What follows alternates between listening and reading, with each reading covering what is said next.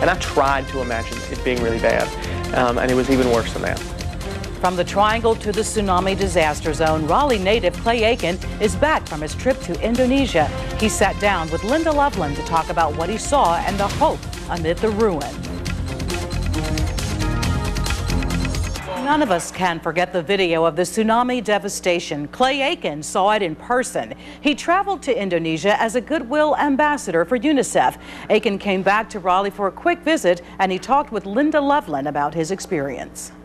I was here in the tornado in '88, and obviously Fran and Floyd, and you kind of think, well, we'll throw all that together and we'll just magnify it a little bit, and this is what it's like, and it's nothing like that at all. I mean, there are fields where there are no houses, where things are completely gone, and I asked whether the debris, how long it took to clean up the debris, and they said there was no debris in certain areas because homes were just literally, the water just came in, took everything back to sea, and now there's just mud and some litter. So my first impression was that it was just, I mean, so much more devastating than even, and I tried to imagine it being really bad, and it was even worse than that. All of the children and all of the adults and teenagers, they have this sense of, I'm not the only one going through this. Everybody lost somebody. Everybody lost their home. Everybody lost everything.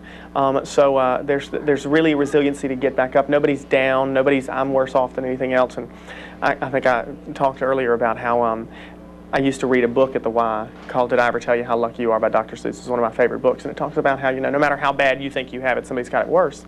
And I kind of thought, well, really, there's nobody who's got it worse than these folks, and they really kind of have that spirit of, pick up, move on with life. We're living in tents. We're going into schools for 4 years possibly where it's just a tent. People speaking, we lost this many children, instead of, people don't talk about, oh, I lost my mother and father. They hit it and they move on like it's nothing, and it's amazing to me that they can do something like that. It's just a really powerful thing to see people react to such tragedy with such a sense of, well, this has happened and now we have to move on. Just to give people an idea of the devastation, a lot of the video we saw was just of the waves rolling in just off the coast. But talk about that barge that you saw. Yeah, that's what my first impression was. Is you see the water coming in and you see people running, and what little video we have of it is, to me it was like very high tide.